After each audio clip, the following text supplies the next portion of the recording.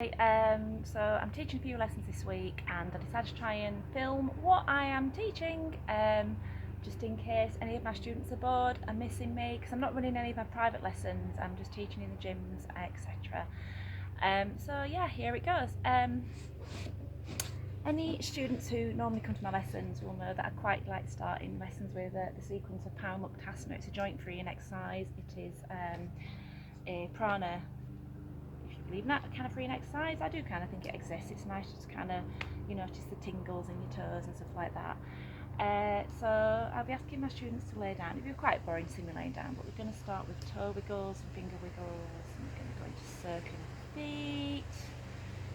And we're going to go into pointing of toes and this, like a little puppy. I like to see how, actually looking at this camera, I can see there's a coordination thing. Those feet don't work as quick as these wrists. Have you noticed that? Anyway. Then we're going to take ourselves into some little leg movements for knees. So I like to lay down, I like to think of my pelvis and where it is. So here's tucking to tailbone, here's dropping into lower back, and then what I'm going to try and do is level up the front and the middle, the aces at the front of my pelvis, my pubic bone up. That's going to give me a little bridge behind my back, neutral spine, and I'm going into heel lift.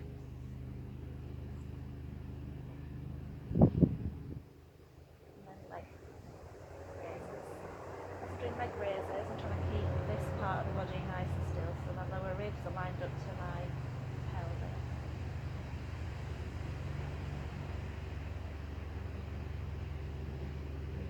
In for a circle, or I can do it with a straight leg.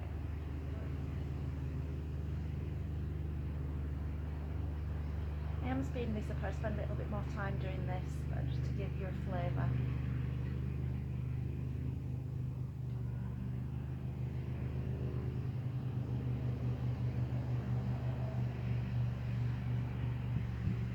I'm not going to do where my hands are just here on that place. It's just so I can keep a watch lie that I'm not kind of changing the position of the hands. Those hands want to stay still, as does the spine.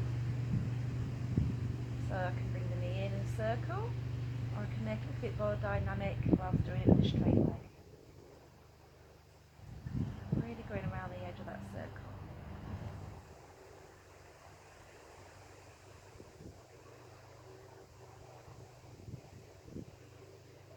Okay, so I'm going to seated and I'm going to go to all fours.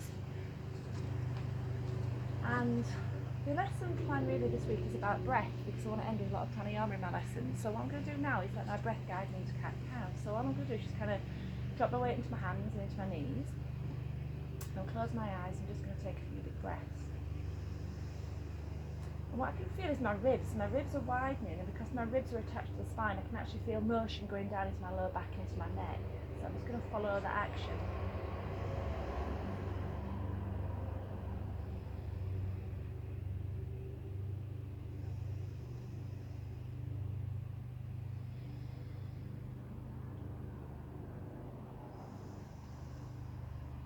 So it takes you to a real nice cat-cow. If you just kind of listen to the breath and feel the breath, you can feel the fullness of the ribs kind of taking your head one way. And it makes you want to feel drop your head because you get tension in your neck, and then you can really round the lower back.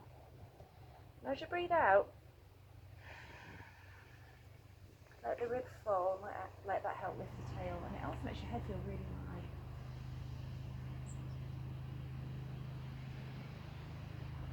So I'm doing a lot of things with hips and strengthening them at the moment, so I'm just going to start to bring in the right knee. I'm taking the right knee back, trying to keep my hips even.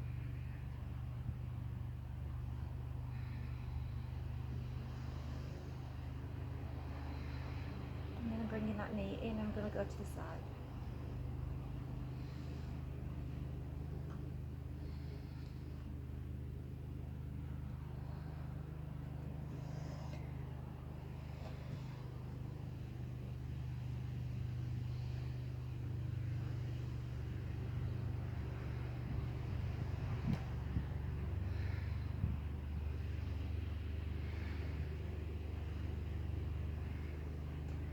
Taking the bottom down to heels, slide my forehead forwards, my knees are together, and I'm just now taking my hands out to the side.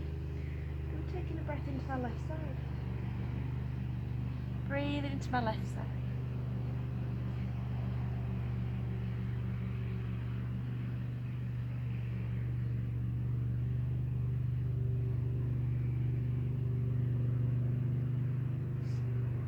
Taking my hands across to the left and breathing into my right side.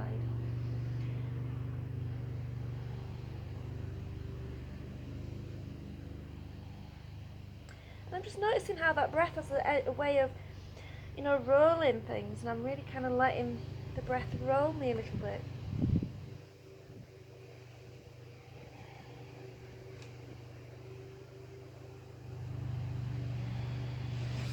Okay, taking my hands back to centre, going back onto hands and knees.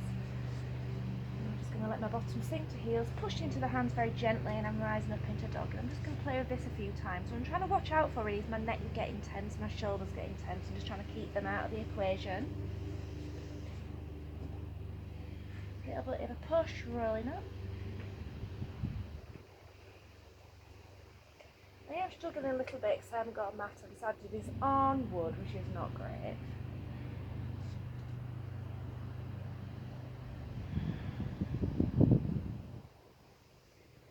So then I'm going to come back down, and I'm placing now my right heel just in line with my left knee. So not out there, not here. Back of the heel's in line with the knee. That is a really nice setup. And then bringing my weight forward into my right foot, just taking my fingertips down, just thumb in line with the big toe. And I'm going to now focus on this back heel, bringing me into a movement. There you go, here I am. And then I'm bending the back knee, and I'm following how it brings my bottom down. I'm taking that movement really slowly. And again, I'm just going to practice that again. Heel pushes into the floor, it rides me into a lovely deep fold. This front knee can be soft, depends if you've got a lot of, if that leg is having trouble straightening. But I'm not locking it out, that's locking out, that is really extreme. There's a softness in that knee. I don't know if you can see it, but there's a little bit of a bend in that knee. Come back down. And I'm going to turn this into triangle pose. So for triangle pose, you could have a block under your hand, depends if your hand's happily touching the floor. And just notice how I'm doing this kind of with a lot of ease. So again, having a block underneath your hand will help you. So notice as you push into the fingertips that the chest begins to lengthen, and you want to bring the head, the heart, the hips into alignment, and then I'm beginning to push into this hand on the floor, feeling that movement go to my chest, and then I'm turning out. And bring the hand to the lower back if that feels better.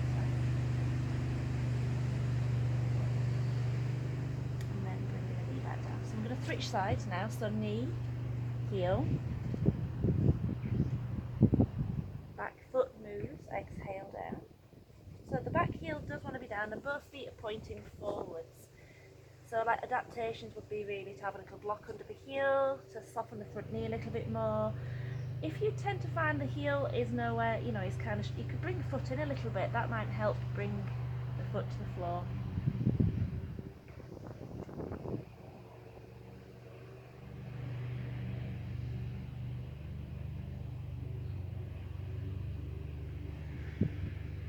And then left hand, spine lengthens. It's that little push. You want to feel that movement comes from the hand pushing and rising you up.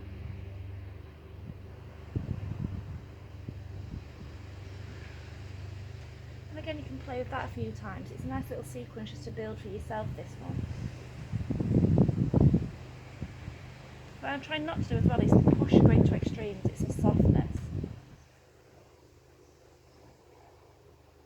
From here I'm going to stand, and let's move a little bit further away so you can see me. Right, okay, then what I'm taking ourselves into then is we're going to go into some nice little roll downs.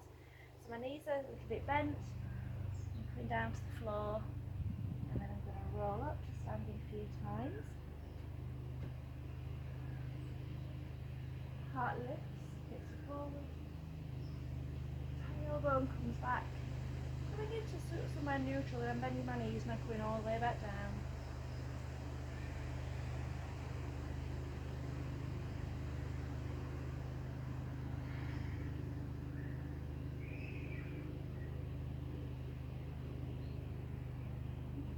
Few times. I'm just going to do it 3 for the purposes of this. hands up if you really want. So put it into neutral. So I'm going to take this into my standing thing. Can you see me on the screen? I think you can just about, can't you? So I'm coming into chair, so my knees are parallel, with the feet parallel, sorry, and my knees are going to aim over the second and third toe. So I'm just coming down into a bit of a chair. I don't go too extreme with chairs, it's very easy to push the bottom back and compress. So I'm really focusing on my pelvis and the position of it, and my ribs staying over the front of the pelvis and taking a seat. Moving my hands up, so I'm quite comfortable with that. If you tend to have things with the heart, so if you find that bringing your hands up increases blood pressure, keep your hands low.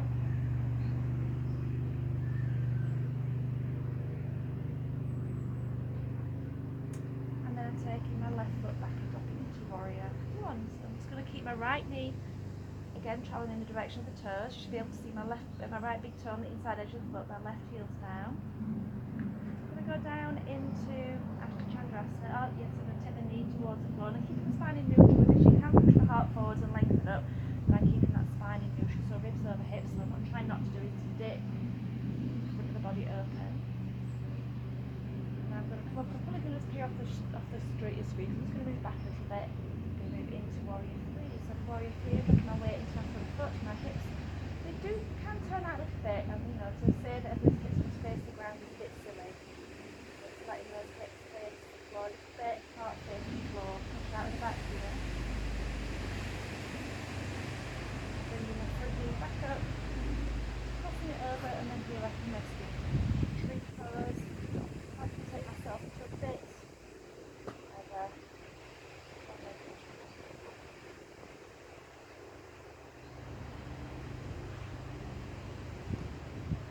Stretching the sides. So then roll up into fascia. Hands at heart centre, sinking down into chest. Again, knees in line with hips. Again, pubic bone, aces, ribs, long lower back. Hands can come up. Taking my right foot back, so again dropping into my warrior one. So both feet are facing forwards. I don't want to turn out the back foot, it feels unpleasant. So again, I've got the pubic bone, my aces, my ribs.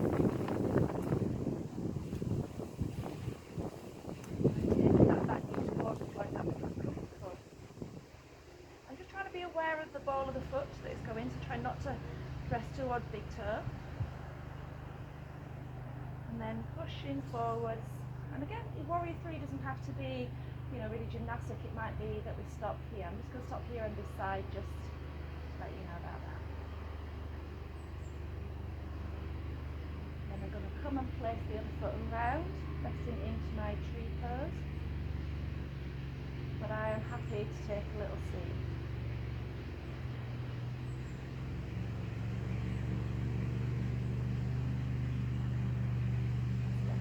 So I'm now going to widen out my legs, taking feet so they are roughly parallel, bringing my thumbs to the crease at the top of my hips. So I'm going to push down into the thighs, fold over the thumbs, and taking my hands down the fingers. Keep the backs of the knees soft. I'm going to lift my tailbone. So let's just come halfway, because I have got the range of movement to go all the way to the floor, so I'm just going to come halfway. We'll just turn around so you can have a little look what's going on. So let's do that again. Again, trying to keep that lower back long, trying to keep the spine lengthened. Try not to push ribs forward or anything like that. So I've got awareness to what the spine shape is. Backs and knees are soft. So again, I'm finding length. Like I say, I have got a little bit of range of movement. I can still feel my pelvis is moving. When I feel my pelvis is moving, I'm still working the hamstrings.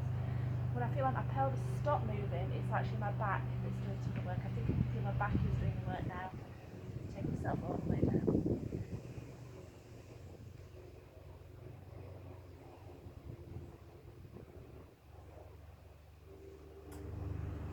So let's take ourselves down onto hands and back into a bit closer now. You probably couldn't hear a word I was saying. We're going to sit here. So where I was going to go next, I was going to go into things like trying to get us into Janushasana, which is kind of head to big toe, or head to knee pose, which I think is an hilarious thing, because not everybody can get the head to the knee, but there you go. So bringing one knee out to the side, one foot here. A bit of a lean forwards, and then I'm going to roll down, taking the other one, and And then I'm going to roll down the other one forward. So it can be an exercise really in core support, in core strength, rolling up and switching legs. And you've got the hip mobility here because you've got the that movement in the leg. But obviously you can take it into Yoga Sheffield, so just keep rolling forwards. And it wants to feel like a continuous roll.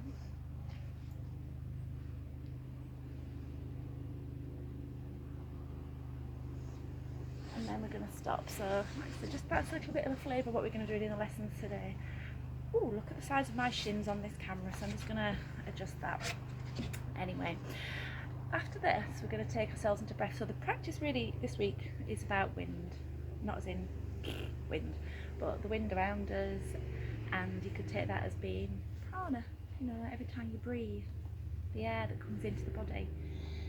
So what I'll be going into next is a little bit of breath work. We're going to go into a little bit of Kapalabhati, and it shouldn't be forceful, it should kind of feel like it can just be something you do every now and again, like just kind of a clearance of the stale air. So what I'm doing there is it's like I'm trying to breathe out through a candle, breathe out through my nose and blow out a candle. So it's and what I can feel is my diaphragm.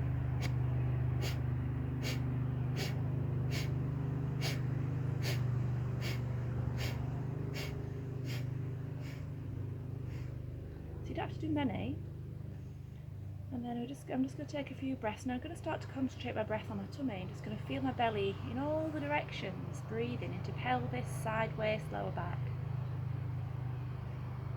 Just going to bring my hand into mudra. Ooh, I've got a pair of my glasses. So I'm just going to bring my thumb and forefinger to touch, resting down on my lap.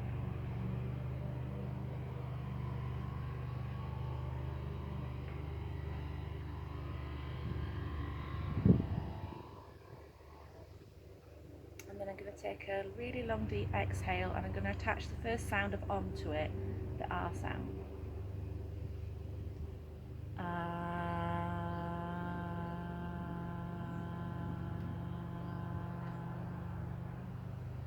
Feel the navel come in. What that does, it just helps release a little bit more tension in my tummy. I'm just going to guide my belly button in. I'm just going to gently squeeze my pelvic floor, and the next few breaths I feel at my chest. So I'm just going to take a few breaths here. Just changing mudra. Thumb comes, fingers come in towards the pads of my hands, while the forefingers still touching.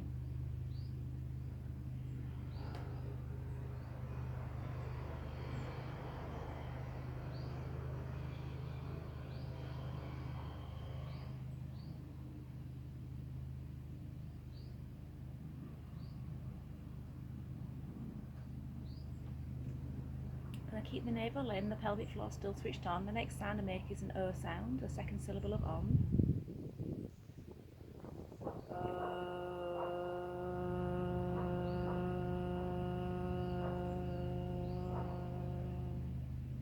And that sound can be whatever level you want it to be. If you've got a deep voice, it's all about vibrations and how you feel it. And that vibration that sound for me makes a really lovely vibration in my chest.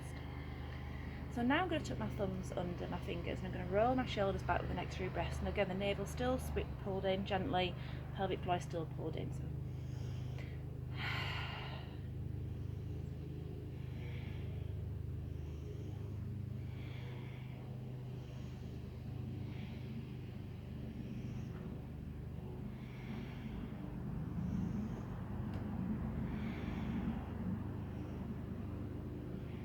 letting go of that breath. The next sound I make is an sound.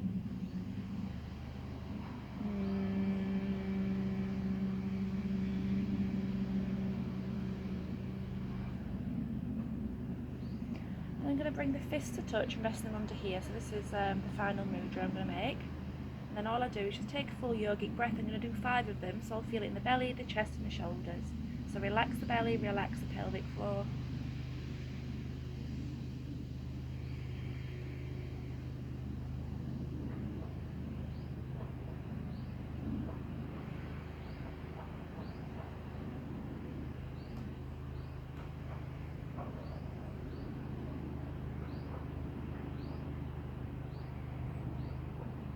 Do the full Om.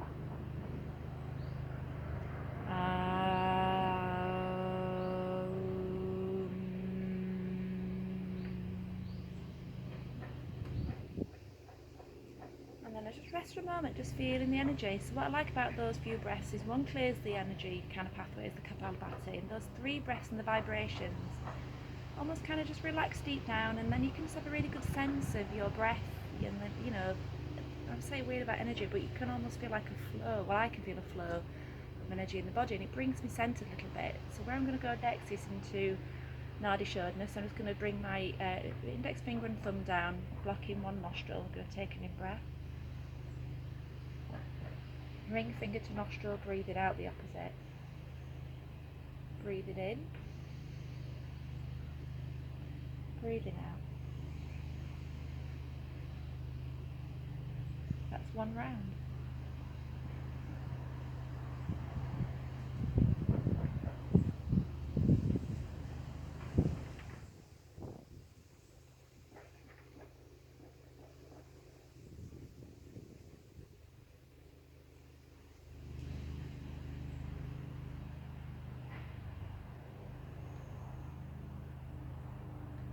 So 3 rounds there. And I already feel pretty peaceful, pretty chilled. So what I'd like to do with those is, with that breath, is just sort of stretch it out for a good number of minutes, like a good 15-minute practice, and then a nice little lay down. But that's kind of what I'm teaching this week, curtailed. Hope you enjoyed that. Thank you.